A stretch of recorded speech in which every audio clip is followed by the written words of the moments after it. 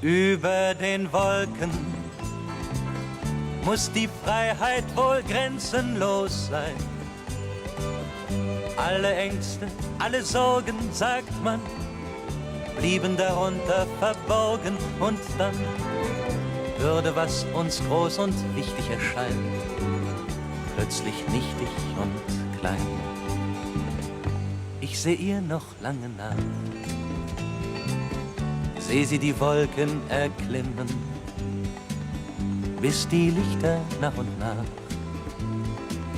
ganz im Regengrau verschwimmen. Meine Augen haben schon jenen winzigen Punkt verloren. Nur von fern klingt